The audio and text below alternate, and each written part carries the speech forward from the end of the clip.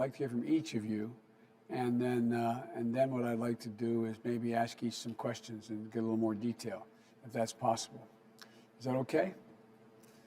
Doc, how are we doing this? You're doing perfect. Thank you so much, President-elect Biden. Agree. It's time to hear from our guest. So I'll turn it over to Mr. Tony Murray. Please, Tony, introduce yourself and share with us your experience. Hello. First of all, thank you, President-elect Biden, and for the opportunity, and Dr. Nunez-Smith, and this great panel of people. It's such an opportunity to talk about our perspective of things. So thank you. So I'm a firefighter and paramedic. I've been in public safety for 26 years. Today I'm speaking to you as the IFF local president for Hamilton County, Indiana, just north of Indianapolis. And happy to provide a perspective here. I'm actually quarantining myself because of potential close contact exposure. So living this, just like so many other people are. As firefighters and EMTs and paramedics, you know, we see America at 2 a.m. We recognize and see that people are struggling. We see this firsthand during this pandemic. We see what people are going through. In 26 years, I have not had the experience that I've experienced through this pandemic in terms of how our response has changed in such a prolonged period of time. Talk about just a concern, a couple things. One is personal protective equipment. This is a concern for the following reasons. You know, one, availability and access from our perspective. Firefighters, EMTs, paramedics, we are most folks' first access to the public healthcare system.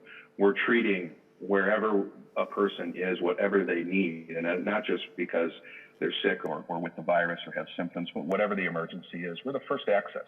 We take people in our ambulances and treat them and get them to the hospital system. PPE is so important for our patients, to protect our patients first and foremost. If we're able to protect our patients, we need to then be able to protect ourselves by having access to this equipment. It's so important, it's vital. You know, this stuff is intended for a single use. It's disposable in essence. And we are wearing personal protective equipment sometimes over and over again because we don't have quite the access that we need. You know, it's not intended for reuse. That puts people at risk. That puts our patients at risk and the community at risk. You know, when it comes to PPE stockpiles, you know, those are really have been in this pandemic issued to hospitals and care facilities first, which leaves fire departments and EMS agencies left to the open market to go seek out and find what PPE is available. Obviously, there's a cost to that as well. And we're sort of at a disadvantage from fire department's perspective when we operate in this way, going out into the market. Healthcare systems, they get their PPE by the semi-load. Fire departments are getting PPE what we can get through cases or maybe a skid or something. So PPE is, you know, first and foremost a concern. And as we progress through this pandemic, you know, and we're seeing numbers surge, we're going through more and more PPE. You know, part of the issue here too is that our workspace, wherever we work, is really defined by the emergency. We work in uncontrolled environments. We can't predict where we're going to be working. You know, this virus, respiratory virus, is invisible. We oftentimes don't know who is positive and who is not. So we treat in every call really by protecting ourselves and protecting our patients. Whether that's Mrs. Smith, who fell down, is not injured, but she can't get family access or has nobody else to call in the middle of the night. She calls the fire department. We show up and put Mrs. Smith back in bed and see what she needs. But we have to wear that personal protective equipment both for Mrs. Smith and for our members. You know, and when you talk about places that we work, you know, it's crawling into the inside of a car that's flipped over on the side of a highway to take care of a mother and her child. That is close contact. you can't get any more close contact than that. Those are the environments that we're working in, which require us to be prepared and have access. Frontline healthcare workers, including firefighters, EMTs, paramedics, we're seeing and experiencing increased exposures, increased firefighters, EMS workers who are having to go through quarantine. We're seeing infection rates of our responders increase. This is becoming taxing. We know that. We know that there is hopeful vaccine opportunities, and because of this, we live, as you know, Mr. President-elect, we live communally in the firehouse. We're doing what we can to space and to separate and to alter our meal eating schedules. But every time we get in those rigs to go answer the bell, we're less than 6 feet away from each other. The other concern I would say is that as we go into vaccination, that our workers, our frontline healthcare workers and fire EMS have priority access to a vaccine. I think that's really important, and it has to be identified as a resource for us so we can continue to deliver these vital services when people need us the most. Well, thank you, Tony. Appreciate it, Mr. President. By the way, thanks for this. You're the first one in for me. Seriously. Firefighters have been incredible. All right. I'll ask questions after everybody speaks. And by the way, if you see me in your camera looking up, it's because you're on a big screen with me, and they keep telling me to look in the camera. When I look in the camera, I can't see you when you're talking. So I'm not paying attention. There's a great big board in front of me, and Tony's to my left, and Mary, you're my bottom left, and so on. So anyway, I just want you to know that I'm not paying attention. Thank you for that. So thank you so much, Tony. So now I'll turn it over to Brittany Williams. Please introduce yourself and Brittany and share your insights. My name is Brittany Williams, and I am a third-generation home care worker, and I'm a proud member of SEIU 775 out of Seattle, Washington. Never before, I understand more than ever the importance of the work that caregivers like myself do. It's one of the fields that was literally birthed out of slavery and bondage.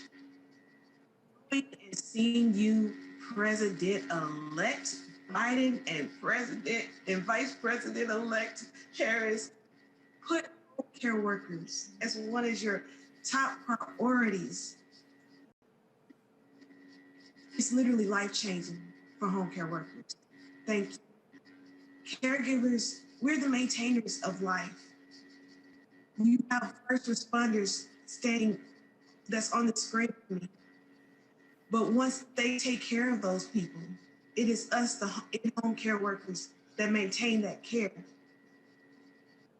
We have to go in and out into the elements, going to the pharmacies, going to the grocery stores, to make sure that those people that we care for, because they're more than clients, they become family, make sure that they continue to sense of independency of this. Even before COVID, even before we fought and won PPE in Washington State, caregivers were out there doing what had to be done, and we still are. We have to live with the ideal in the back of our head that because of the job that we do, going in and out of our homes and in and out our clients' homes, taking them to their appointments, pharmacy, like I said earlier, we could become guilty of passing COVID unknowingly. You know, like I said, we continue to do our job because it means so much to us. And as a third generation, it's in my blood. This win is a lot more than just from the face of a caregiver, but I'm also a woman of color and a mother of 2 beautiful Black children.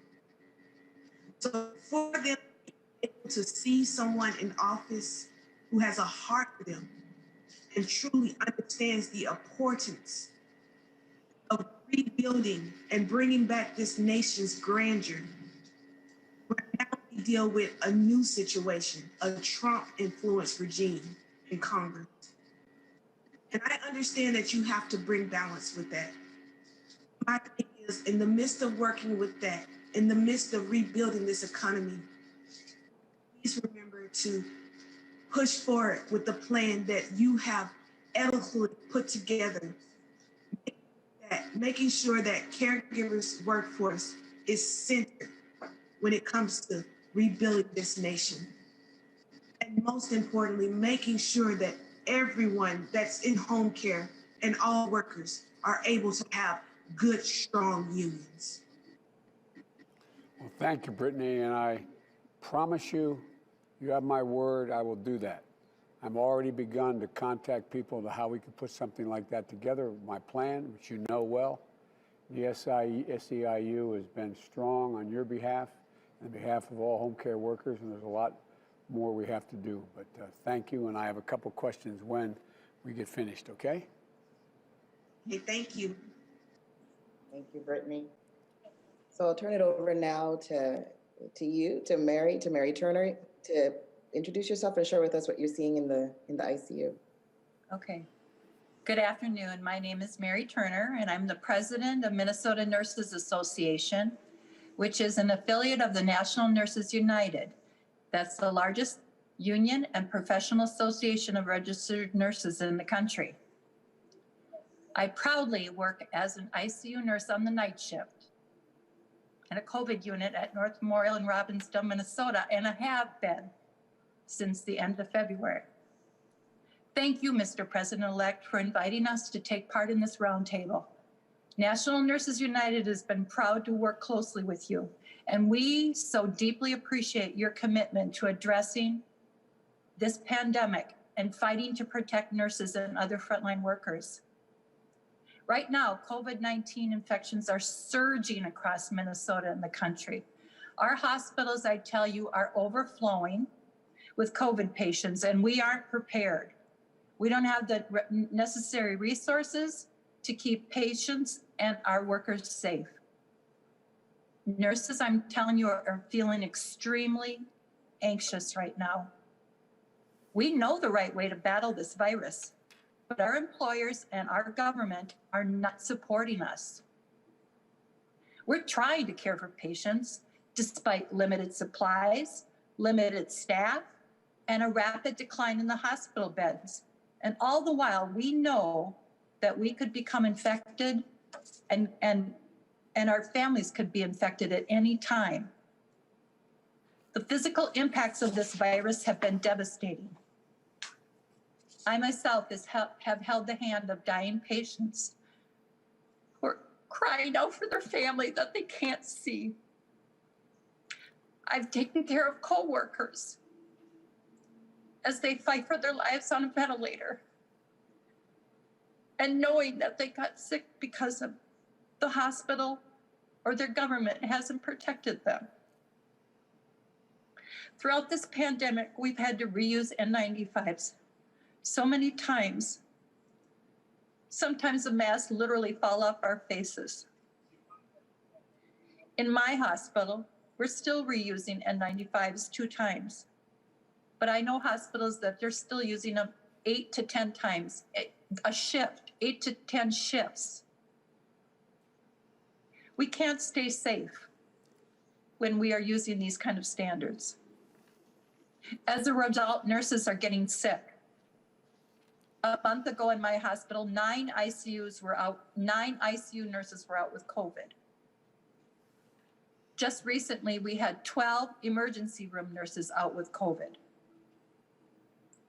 We need to protect our frontline workers so that we can take care of you. Remember, there is no second line of defense. It's us. As president of the Minnesota Nurses Association, I have been on multiple picket lines with frontline healthcare workers who are protesting to get the PPE that they need and other protections. President-elect Biden, there is something seriously wrong when nurses have to take to the streets to beg for protection in the middle of a pandemic. What we're experiencing in Minnesota is what nurses are experiencing all over the country. We're not being given the protection that we need. We need to have optimal PPE for all staff to prevent airborne and droplet transmissions. We need testing of our workers and patients and contact tracing and notification of exposure for healthcare workers. Do you know that I have not been tested yet? And I have been on the front lines in the ICU since February. You're kidding me. No. We also need safe staffing of nurses in the hospital units. And patients who are or may be COVID positive patients must be isolated from the general patient population. Workers who have been exposed or who are sick need to be allowed to quarantine at home without fear of losing income in their jobs. This is a novel virus, but the principles of infection control are not. Our hospitals have not been providing these basic protections. This is why it is so critical for the federal, state, and local governments to step in to ensure that nurses are protected. Unfortunately, the federal government has not been there. As a result, the pandemic is surging and frontline workers are getting sick and dying. Nurses across the country were so relieved and grateful, Mr. President-elect, when you committed to taking action that we need to have to get this pandemic under control. Thank you for committing to invoke the Defense Production Act, to increase manufacturing and distribution of PPE, which we need to establish, and also for establishing an OSHA emergency temporary standard on infectious diseases, which could enforce protections we need from our employers. Thank you for that. We are also grateful that you have committed to a robust and comprehensive pandemic stimulus plan to make sure that our patients have the economic support they need. You know, we nurses, we know that we are facing immense death and suffering in the coming weeks. And we will be there. But we need to act now. We need to act quickly to protect our healthcare workers so that we can save as many lives as possible. Thank you. Mary, I'm sorry, I'm so emotional. No. It's just, you got me emotional. Look, you know, anyone who spent significant time in ICU like I did for months, you know what I used to do? After I got out, I observed, this is not COVID, but I observed the incredible mental strain on nurses in ICU units. And you know what I did for a long time after I got out? I used to drive back and forth to Wilmington, Delaware. I commuted every day. And, but as vice president, what I would do, I would also, I would go out, back out to Walter Reed on the night shift and bring dinner and food for the nurses and hang out with them. For the night shift? Cool. The night shift. That's cool. And well, you know, one of the things that one of my neurosurgeons said to me was, you only see people walk out of the ICU, either they're walking out and they don't ever want to come back because they don't want the memory, or they're carried out and they can't come back. And the psychic remuneration for you guys is missing. You don't see the people you save come back. And Right. so I'm sorry for me to get personal about it, but there's a lot that I want to talk with you about. And but I excuse, as we used to say in the Senate, excuse the point of personal privilege here. But thank you for what you do, and all your colleagues, male and female, who are manning those rooms. And now I know we got Patricia's next, and she also is, she's a nurse with the teachers, with students. So And I'm anxious to hear what you have to say, Patricia. They call you Patricia Well, or thank Pat? you. Pat is Pat. great. Is that okay, Pat? You can call me Joe. That's absolutely fine. Yes. Okay. Well, first of all, thank you for having me. And also thank you to my colleagues here on this call for sharing. And just know that we're all with you and our thoughts are with you. We're all in this together. And on a positive note, we now have good leadership. And that's going to change things around. That is going to make the difference. I've been a school nurse for my whole life, 38 years. I work in the inner city Cleveland schools where there's 100% poverty and 85% of the children are minority.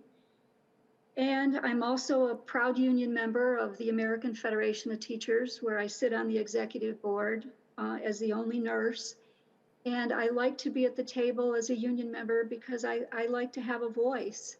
I think we do the work and we should be able to share our voice at the table. And I'm so appreciative of that. I think so much of the problem is that there's been no federal plan, no leadership, and it's really hurt us. Our health department here in Cleveland really is bare bones. It's still bare bones. Our contact tracers are working 24/7, but they're about 4 days out. They're about 4 days from contacting a positive case. So in those 4 days, that positive COVID person has been in the community, maybe with other family members. And I think that has really contributed to the increase in cases. Also, when this first happened, the school nurses got together and our schools closed on March 20th. And we all got together and we got all of our PPE out of schools and we drove it to the hospitals because they needed it. It was the right thing to do. So now as we talk about reopening and going back, we don't have any PPE. Our school buildings, our infrastructure will be in bad shape. We have no ventilation in some of those schools. And you have to remember whatever is going on in the community is going to be going on in the schools. So as long as the numbers are accelerated in the community, we just can't reopen, and we want to reopen. We are remote. The school nurses have set up virtual clinics for all our kids in all our schools. They have our number. They can go on and talk to us virtually anytime. And the one thing that concerns me in talking to all these children is their mental health condition. Absolutely. They are really in bad shape. They are traumatized, and I fear for them now. And I fear that when we go back, we won't have the boots on the ground to give them the support. If I could do anything, I would mandate a school nurse in every school every day. And I'm sure Dr. Biden would support me on this as well. She does. Teachers need support. Your teacher can't be a psychologist, a counselor. Johnny has a nosebleed and a meltdown, and they are trying to teach. They love to teach. It's what they do, but they can't do it all. And, so many times in the past, they've been demonized, and their evaluations have been based on how students are doing. And it's not fair. They've had value added put into their evaluations many times, and it's just not been fair to them. They do want to teach. They are good at what they do. I think the science has not carried the conversation. When we talk about people wearing masks in public, I really feel like we need to get the science out there more. If we get the science out there, I think the patterns will follow. I think people will be more willing to wear a mask and follow through. But I think the science has been ignored, and I think that's what has caused all the disruption. Oh, let's see. I was fortunate enough to be a part of the Clinton Global Initiative. We went and took care of children in the last hurricane. And I just wanted to say thank you for that as well, because we're about taking care of children everywhere. I'm also worried about the children at the borders right now. AFT went there. We tried to get in. We tried to see some children, and they threw us out. I thought we were going to get arrested, and we never did really get to see how the children were doing. But listen, those are going to be our children. They're going to come into our country. We need to make sure they're healthy, make sure they're immunized. And I would like the opportunity to, as a school nurse, to be able to somehow be a part of that. I think that's about all I had on my list. I hope, school nurses are going to stand ready to help in this, with this vaccine distribution.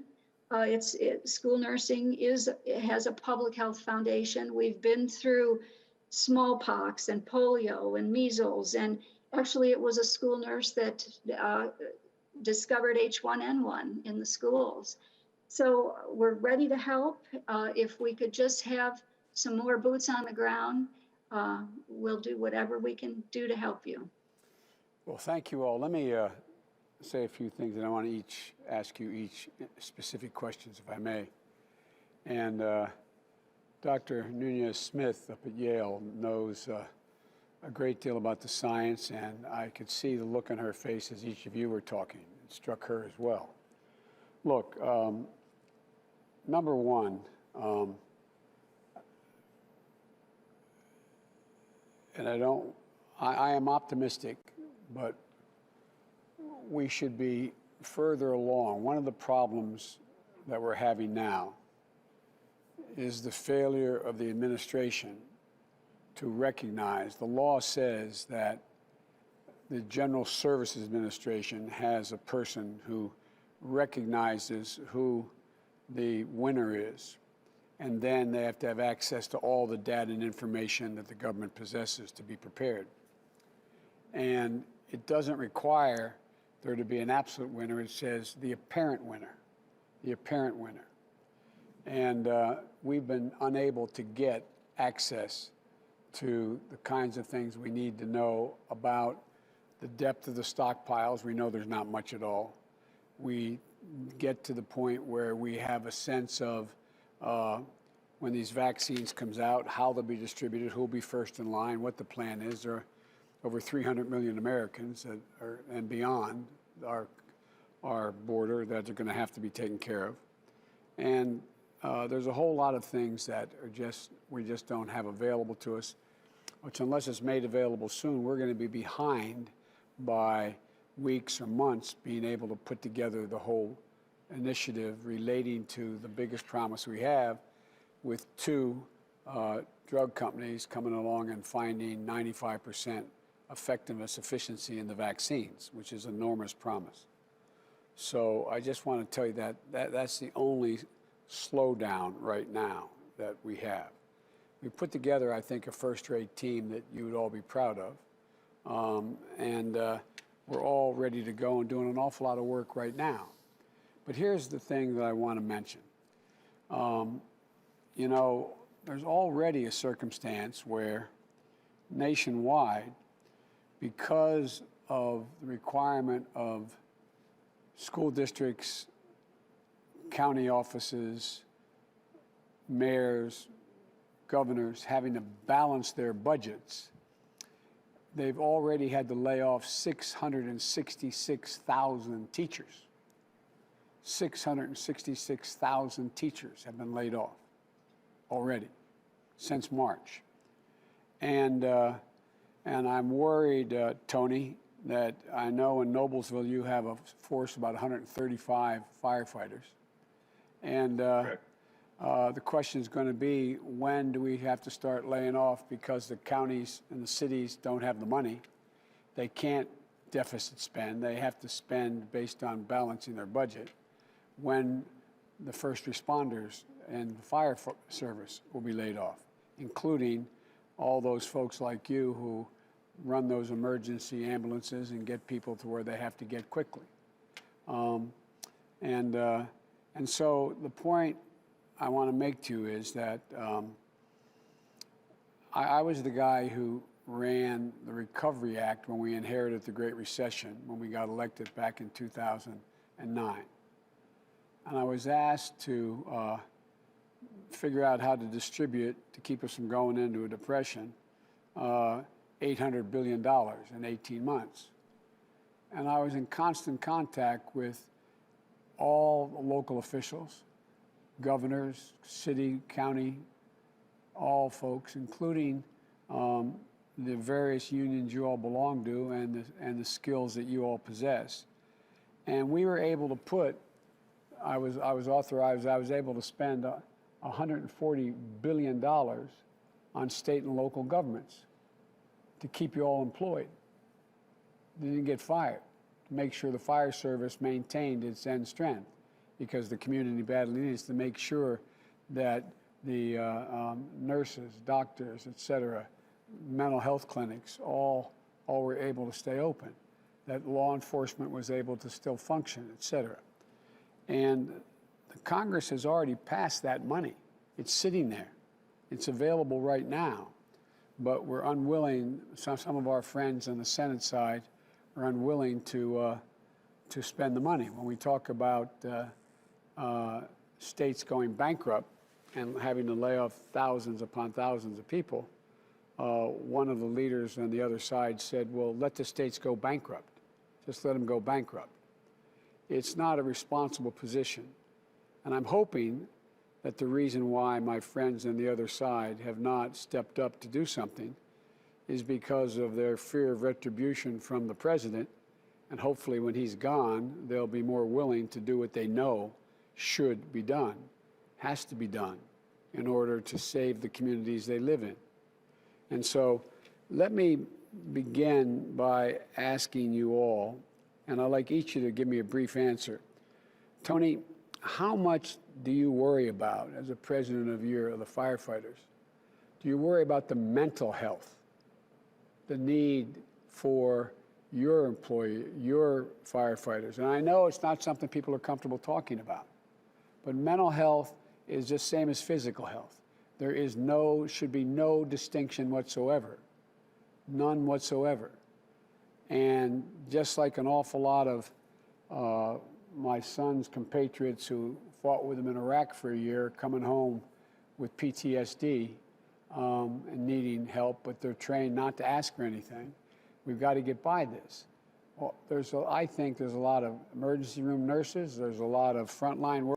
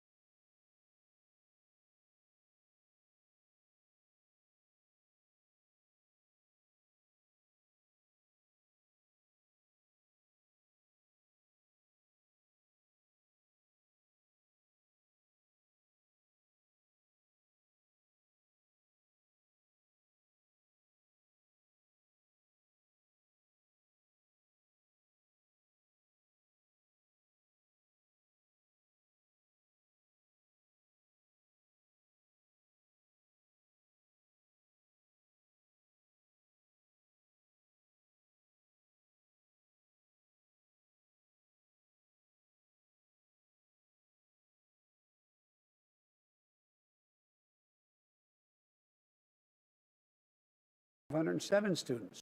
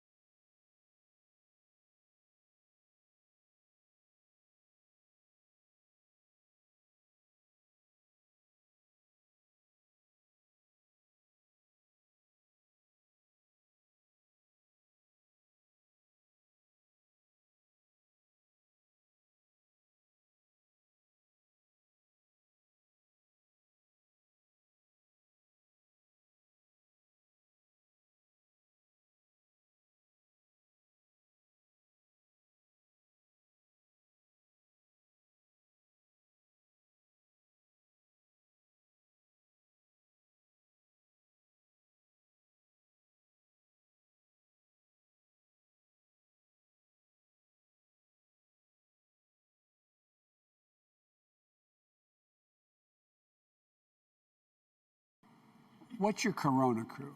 'Cause I read the background on this. Talk with me about it for a minute. So the Corona crew is made up of 4 school nurses that just got on a Zoom call like we are and said, okay, what are we going to do? What are we going to do? Our children are suffering. Our parents are suffering. Our teachers are suffering. What are we going to do? So we created a hotline. It's 838-WELL, and anyone in the community can call and talk to us. And we direct them if they're sick, or sometimes they just want empathy. They just want someone to listen to what they're going through. And we're, of course, now with the increase in the virus, we need to put more nurses on it, and we are. But from that, we've been able to collect data, and we share it with the health department, and we have a plan to figure out what direction we have to go with this virus. We are taking a lot of calls from children. I had a call the other day. The child said, I have a fever. My mother said, take some Tylenol. I have to go to work. Most of our parents, I would say all of our parents, are essential workers. So the children are home and they're trying to do remote learning, and some of them are sick. And so we called this child's mother, and we were able to get her tested, and she was positive. And that's how we're trying to help the people in our community. Mary, let me ask you a question. Mary, you talked about the hospital's administrators not stepping up. Can you tell me a little more about that from your perspective? You know, first I will say at our hospital that we're down to the two shifts that we were in 95. And we're level 1 trauma. And they have tried to bring down the numbers, because we started off back in February wearing our N95s 10 times, 10 shifts. So they have tried. But this is where the lack of a federal plan has really hurt the states. I mean, I'm on the governor's task force in Minnesota. And so I know all about when we had shipments of 1 million N95s coming our way, and all of a sudden they were sidetracked and they didn't come. Yep. And so I have to place the blame on the lack of our hospitals being able to get secure supply lines. Okay. What our problem is now is that we need to be, you know, my hospital's going down in their use, but I have other hospital systems all across M&A, and we span 4 different states that are not doing that. You know, nurses that are still wearing it 10 times a piece, hospitals that aren't doing universal masking. Every person in a hospital should be wearing some kind of personal protective equipment. I mean, everybody, the housekeepers, the food service, everybody. From the moment you get out of your car, you should be wearing personal protective equipment. That's not happening. Is it not happening, Mary, because they don't have the equipment, or it's not happening because you don't think it's necessary? Well, that's the thing, is that we have yet to hear how much equipment that they actually have. And this is where it's the go ask mom, go ask dad. You've got the state saying, we've got the supplies, they just need to ask for them. And then, you know, so that's the transparency is what we need. We need a transparency as far as how you're going to handle elective surgeries and all the COVID patients at the same time. We need transparency on how much staffing we have. What's it going to look like? When are we going into a surge plan? This is a lot of our anxiety, is the not knowing what the plan is. All right, I understand that. I have my son-in-law is a surgeon in Philadelphia at one of the major hospitals, and they're going through similar crises, but it's mainly because not being able to access PPE. And the idea that hospitals should have to compete with one another to get PPE is bizarre. That shouldn't happen at all. Let me ask you another question, if I may. What is the, Tony, what is the greatest concern that your firefighters, particularly, because I've observed that I've never seen a firefighter decide whether he's going to crawl under that car that is upside down, the roof crushed, and say, by the way, you black or white in there, or you have COVID or don't you have COVID? Do you have a child or don't you have a child? You guys just go do it. And what is the major concern your women and men are talking about these days? About whether they're going to be rescuing someone who has COVID and they're going to get it? Or is it just the constant concern and frustration about constantly being called on in times when there's no one else to call your fire department, no matter what it is? I mean, talk to me about, look, I spent a lot of time in firehouses. Tell me what's going on around that table other than social distancing in the firehouse when they're having a meal. What's the nature of the discussion? We're and thanks for bringing up the mental health piece, because, that is, in all of this, that transcends every worker. It's the mental health piece. And so thanks for bringing that up. And my union's done a great job, even before the pandemic, of bringing this issue out of the shadows and to talk about this and to get the treatment that people need. So we've been blessed to have a foundation and guidance to go to. And, we're a brother and sisterhood too. So oftentimes, we're checking in with one another. But to answer your question about the greatest concern of firefighters and paramedics, I really would answer it this way, that it's not about doing the job, because every time the bell rings, our commitment and our pledge is to respond. You can count on us always. But I think always in the back of the mind is, okay, if I contract this disease, I don't want to bring it home to my family. I don't want to bring it home to my kids. I don't want to bring it inside. So I literally have people sleeping in their car for a certain amount of time outside the home in the driveway, so they don't take it into their family until they can get a test or get a results of tests. So that, there's many things happening. People sleeping in campers, that I think is the component here is to, yes, do our job, and we'll always find a way to do our job. And we'll never ask a question. We'll just do it. That's what we do. We go and answer the call and take care of the emergency, take care of the person. This is a humanitarian effort every day, 365. That's the work that we do.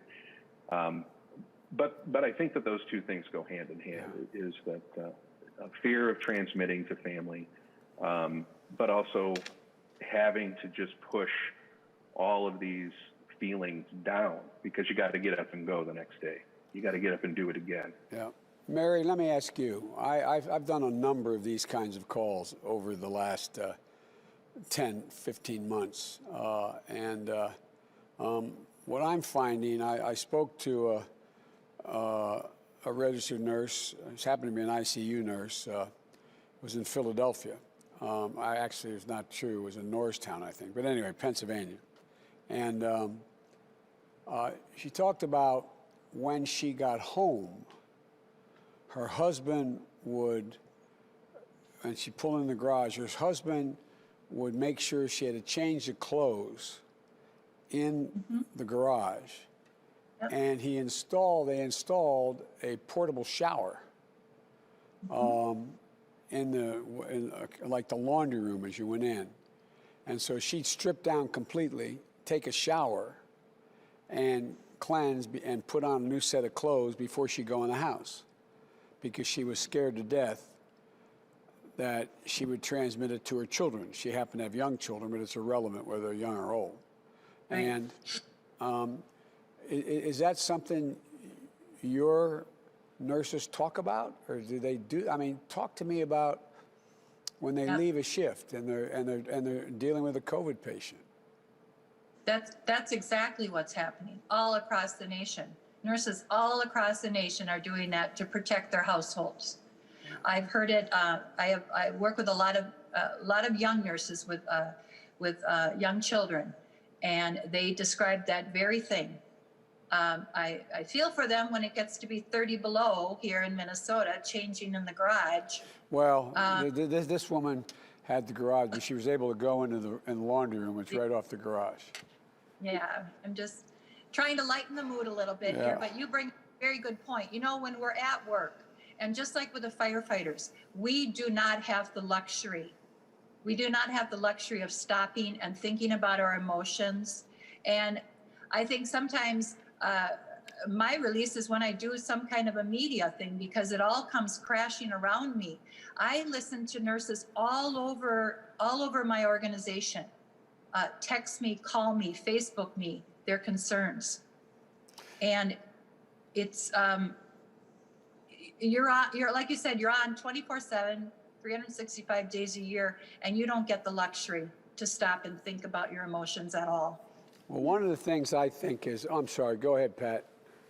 President-elect, I just I wanted to chime in on what Mary was saying, and we had a little bit of a conversation before you came on, and she shared with me, and I heard this on my AFT call this past week, that nurses are having a positive COVID test, and they are being made to come to work positive COVID, and they can't take off because they won't be paid. And even some with symptoms are being told they must show up on the job. And that is just very troubling to me. No, it is very troubling, and it should have been anticipated, because we're in a situation where we lost 100 and how many died last week? I mean, we're up to 250,000 dead. And we have hundreds of thousands of people on a weekly basis now, 1,000 people a day dying, and now it's up beyond that. And so there's just such an overwhelming shortage. And look, one of the things, I'm keeping you all awfully long here, and I'm going to end this, but look, one of the things that I have concluded in the team that we put together, I've been for the last 7 months, 3 times a week, getting an hour-and-a-half brief from some of the leading docs in the country on a regular basis about the state of play that day, that week, exactly who's sick, where, how, why, et cetera. And one of the things that we should be investing our money in is finding out how to get and quick turnaround testing available. And you notice that is running short. And so the idea, you can get a test and find out in 4 days, doesn't help you a whole hell of a lot in terms of being able to do much of anything. Yeah. And so that's one of the things that we're going to be working on as well. But look, what I'd like to do is I'd like to make sure that we can figure out how to stay in contact with you all. And there's a group that of all the folks I've spoken to, we do that with. And to let you know what we're doing, what we plan on doing. Now, I have no budget. I can't do any of this until I'm sworn in, or I can convince the president now to do things that should be being done already. I mean, there's hardly been a meeting that's taken place in the White House about any of this. And, but I'm convinced that we can get it done.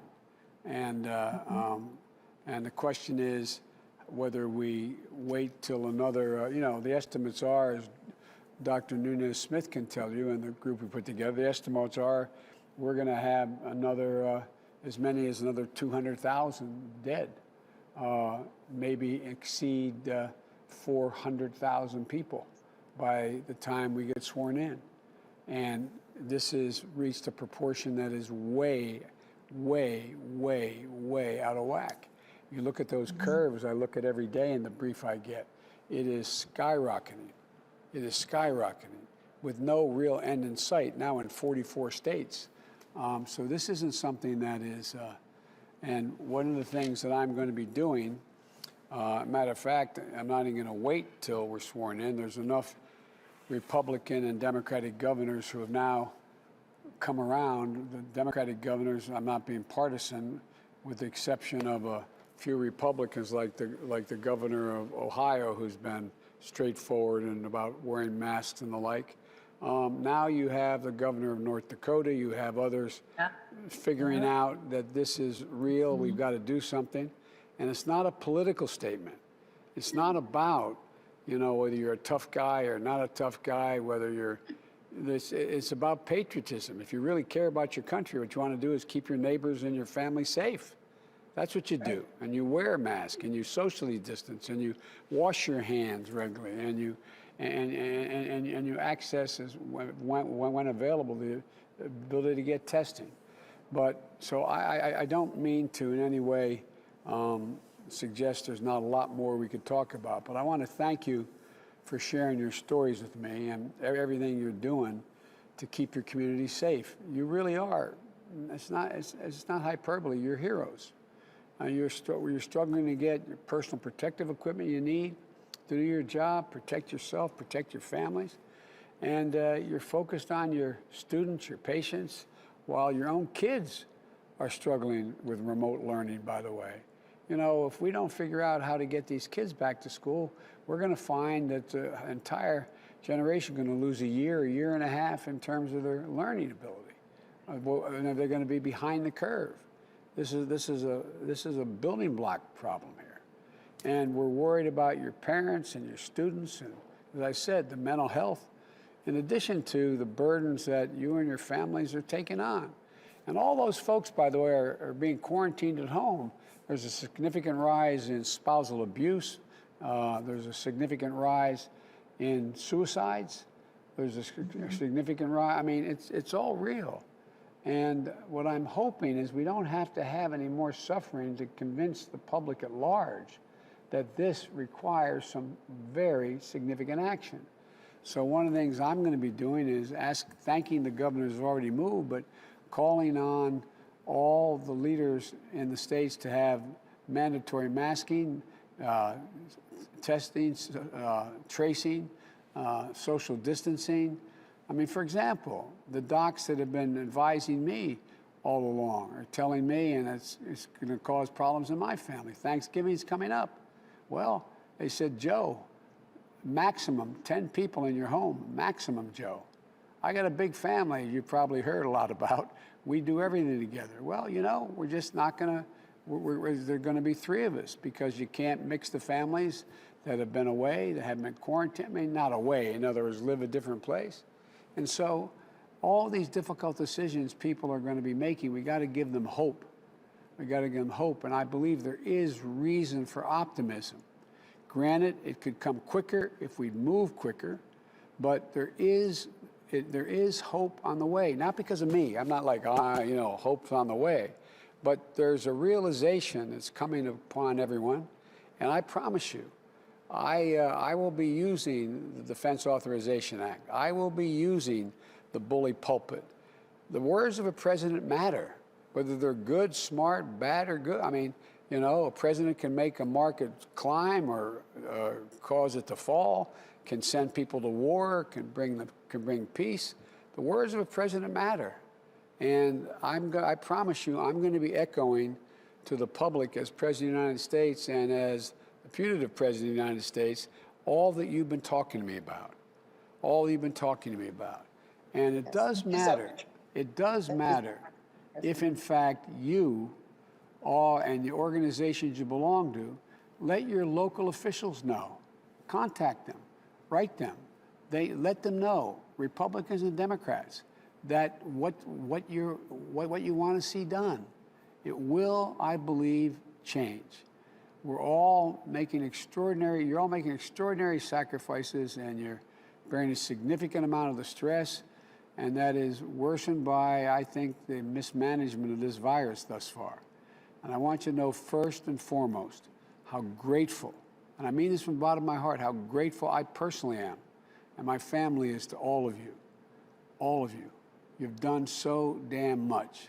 And I want to thank you, and as president, and I'm going to fight as hard as I can, as hard as you're fighting for your communities. And we're going to make sure that you get the personal protective equipment you need. We're going to make sure you have paid sick leave. We're going to make sure that you can care for your families. I mean this sincerely. We're going to make sure we not just praise you, but we actually pay you. And we're going to protect your right to collective bargaining and form a union. And we're going to lead a robust and aggressive effort to control the virus. And we're going to provide cities, states, schools, businesses with federal guidance on operating. There is no one single place anybody can go to get the kind of guidance they need, whether it's opening a school or maintaining access to health care. And we're going to work like the devil or maintaining access to health care. And we're going to work like the devil with state and local leaders on mask mandates, as I said, Democrat, Republican, and together we're going to honor the work you're doing and aggressively control this crisis. I promise you, that's what I'm going to attempt to do. And when I make a mistake, I'll acknowledge it. I'll take responsibility, because this is like going to war. This is like going to war. You need a commander-in-chief. I'm sure I've watched a lot of presidents in my career. I'll make mistakes, but I promise you, I'll acknowledge them when I make them, as well as I'll take responsibility. So thank you, and as my mother would say, hope you keep me in your prayers too, that I get it right. Okay? Thank you, President. Thank you. Thank you. Thank you very much.